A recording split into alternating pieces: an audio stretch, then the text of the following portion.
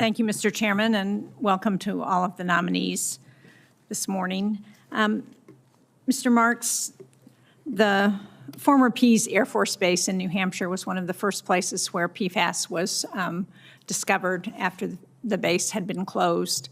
It contaminated the water supply for the city of Portsmouth, and the Air Force was very responsive in coming and helping the city deal with that, putting carbon filters on the wells so that the water was cleaned up, and now they have been cleaning up the groundwater since then.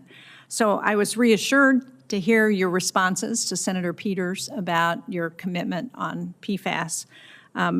But I am concerned with reports that I'm hearing from New Hampshire, from those people who are part of the Restoration Advisory Board, that DoD's travel policy restrictions are hindering public participation in community PFAS engagement meetings.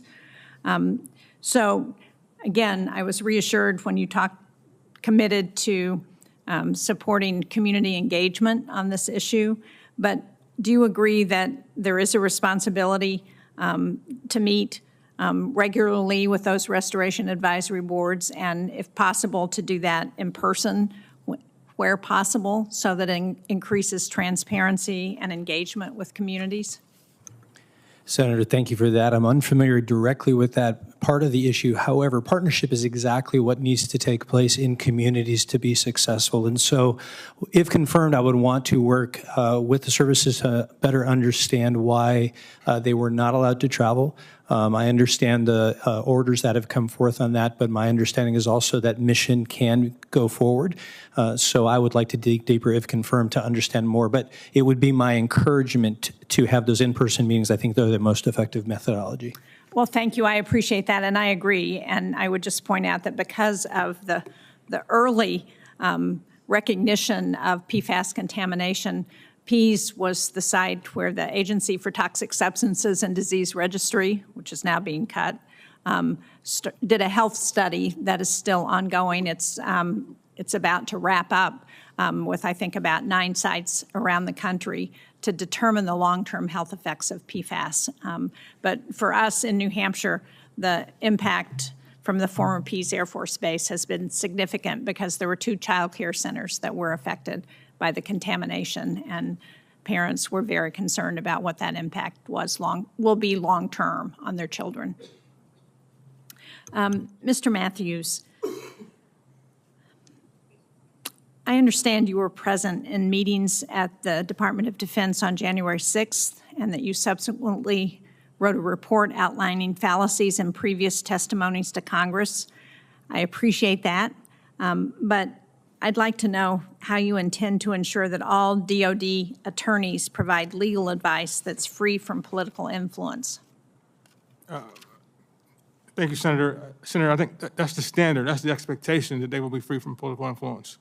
That's your job. And so I will reinforce that requirement throughout the department to the extent I can, as that, if confirmed, Senator. And you are a member of the Army JAG Corps, is that correct? I'm a reserve officer in the Army JAG Corps, yes, ma'am.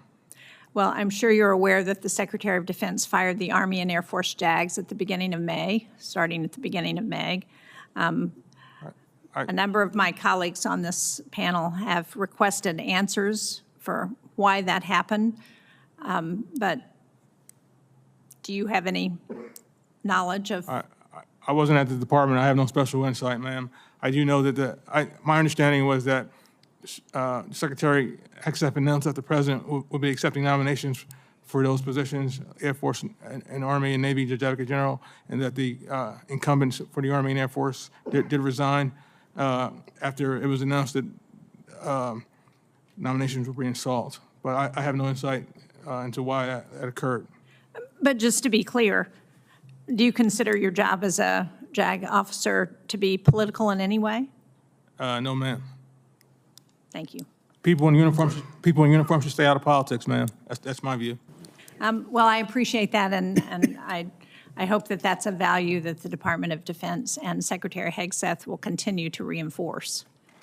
Mr. Williams, I just want to follow up on Senator Peters' question about the firings at NNSA, because as he pointed out, there are fewer qualified, experienced personnel now who are safeguarding our nuclear weapons, that when the first firings happened at NNSA of 3,000 people who were deemed non-essential, that people had to be hired back because the firings were not targeted enough to recognize who was essential and who wasn't. So I would hope that if you are confirmed, that you would be very clear about what personnel are essential to ensuring that our nuclear stockpile is safe.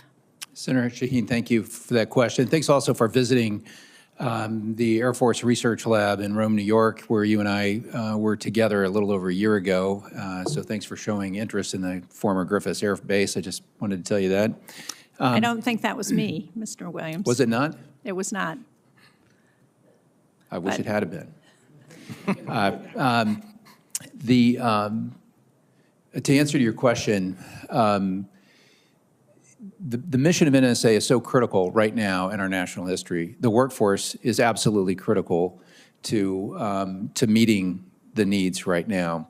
If confirmed, I would work very carefully and closely to see what changes, if any, in personnel and scope would be necessary. Honestly, I would welcome analysis and evaluation of, are we innovating, are we spending money at NNSA in the optimal way? But those decisions, as I've said, I will advocate for the men and women of NNSA and know that they have special skills and special experience that cannot be easily replicated. Thank you. Thank you, Mr. Chairman. Thank you, Senator Shaheen.